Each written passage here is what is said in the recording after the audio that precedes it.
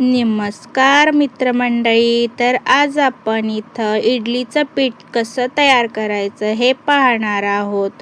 तर हे पाहत असताना तुम्ही हा व्हिडिओ शेवटपर्यंत पहा, म्हणजे तुम्हाला संपूर्ण माहिती व्यवस्थित मिळेल. तर इथे आपण 2 वाट्या तांदूळ घेतलेले आहेत. साधे तांदूळ आहेत आणि उडदाची पांढरी डाळ ही 1 वाटी घेतलेली आहे. यात 1 वाटी घेण्याचं कारण असं आहे की त्याला स्ट्रक्चर पिठाला खूप चांगल्या प्रकारचं येतं. तर तुम्हाला इथे 1 वाटी उडदाची डाळ घ्यायची आहे आणि 2 वाट्या तांदूळ घ्यायचा आहे.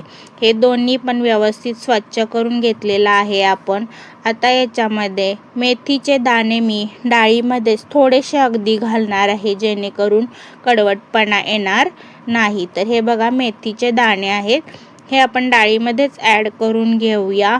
आणि हे स्वच्छ धुवून तुम्हाला दाखवते मी. इथं लगेच स्वच्छ धुवून घेतलेलं आहे आणि याच्यामध्ये आपण पाणी ॲड करून ठेवायचं आहे. तर हे आज सकाळी भिजत घालत आहे. हे 7 ते 8 तास आपल्याला भिजत घालायचं आहे. त्यामुळं आपण लगेच संध्याकाळी याला बारीक करायला घेणार आहोत. तर हे असं भिजत घालायचं 7 ते 8 तास. 7 ते 8 तासानंतर याला आपण बारीक करायचं आहे. सेपरेट बारीक केल्यानंतर व्यवस्थित बारीक होतं. त्यामुळं आपलं पीठ ही चांगल्या प्रकारे बारीक फाईन होतं. तर तुम्ही आता हे मी संध्याकाळी लगेच बघा तुम्हाला दाखवत आहे, संध्याकाळी बारीक करायला घेतलेलं आहे. तर हे दोन्ही आता बारीक करून घेऊ आपण. पाणी काढून घेऊया आणि हे दोन्ही पण म्हणजे तांदूळ आणि आपली ही डाळ आहे ती बारीक करून चांगली घ्यायची आणि दोन्ही एकत्र मिश्रण चांगलं हलवून घ्यायचं. अगदी व्यवस्थित मिक्स होईपर्यंत हे हलवायचं आहे. आणि वाटल्यास काही जण याच्यामध्ये सोडा वगैरे ॲड करतात, पण मी नाही करणार, कारण उन्हाळ्यामध्ये त्याची आवश्यकता पडत नाही आणि सोड्यामुळे पोटही लगेच फुगतं. अगदी 4 इडल्या खाल्ल्या तर लगेच असं वाटतं की आणखी नको खायला, आपलं पोट भरलंय. त्यामुळे मी इथं सोड्याचा वगैरे कशाचाही वापर करणार नाही आहे. डायरेक्ट बारीक करून दोन्ही मिक्स करून हे उद्या सकाळसाठी आपल्याला ब्रेकफास्टसाठी आपल्याला पीठ खूप छान प्रकारे तयार होतं. तुम्हीही अशा प्रकारे ट्राय करून पहा, तुम्हाला नक्की आवडेल. म्हणजे सोडा वापरता सुद्धा पीठ चांगलं तयार होतं आणि इडलीही चांगली होते. इथं आपण आता सुरुवातीला तांदूळ बारीक करून घेणार आहोत, कारण डाळ ही थोडी चिकट असते. त्यामुळं आपण इथं तांदूळ आधी बारीक करून घेतलेले आहे. हे बघा किती छान असं एकदम बारीक फाईन बारीक झालेलं आहे. असंच आपण राहिलेलेही तांदूळ बारीक करून घेऊयात. हे बघा, असं एकसारखं बारीक झाल्यानंतर व्यवस्थित आता डाळही आपण बारीक करून घेऊया. कारण असं वेगवेगळं सेपरेट जर बारीक केलं तर व्यवस्थित दोन्हीचंही पीठ व्यवस्थित बारीक होतं. जर दोन्ही एकत्र करून घातलं तर तांदूळ लवकर बारीक होतात आणि डाळ लवकर बारीक होत नाही. त्यामुळं वेगवेगळं बारीक करायचं. त्यामुळं आपल्या दोन्ही पिठाचं एकदम बारीक स्ट्रक्चर पिठाचं तयार होतं. हे बघा, आपलं आता दोन्हीही बारीक करून झालेलं आहे. इथं हे दोन्ही व्यवस्थित चांगलं एकत्र एकजीव करून घ्यायचं आहे.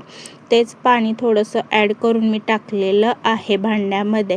आता हे दोन्ही चांगलं एकत्र आपण हलवून टाकायचं आहे. थोडंसं मीठ टाकलेलं आहे, कारण आपण सोड्याचा वापर करणार नाही आहे.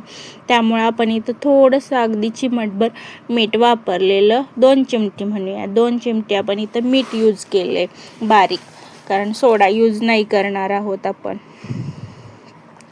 त्यामुळे इथं मी थोडंसं मीठ टाकून हे दोन्ही मिक्स करून घेतलेलं आहे आणि वेगवेगळ्या भांड्यामध्ये याला मी झाकण घालून ठेवणार आहे. आणि उद्या सकाळी हे पीठ बघा अशा प्रकारे किती छान तयार होतं. हे आज मी हे घेतलेलं आहे बनवायसाठी. तर बघा, हे पीठ किती असं फुगलेलं आहे. उन्हाळ्यामध्ये आपल्याला सोड्याची गरज भासत नाही. तर मी भांडं घेतलेलं आहे, त्याला थोडं तेल लावून त्याच्यामध्ये हे पीठ ॲड करून सगळ्या भांड्यांमध्ये ओतत आहे आणि हे 15 मिनटासाठी ते 20 मिनटासाठी असं झाकण घालून ठेवणार आहे. आपली इडली खूप छान प्रकारे तयार होते. तर हे थंड झाल्यानंतर इडली काढायची कधी पण, कारण गरम काढायला गेलं तर भांडा गरम असल्यामुळं आपल्याला भाजलं पण जाऊ शकतं.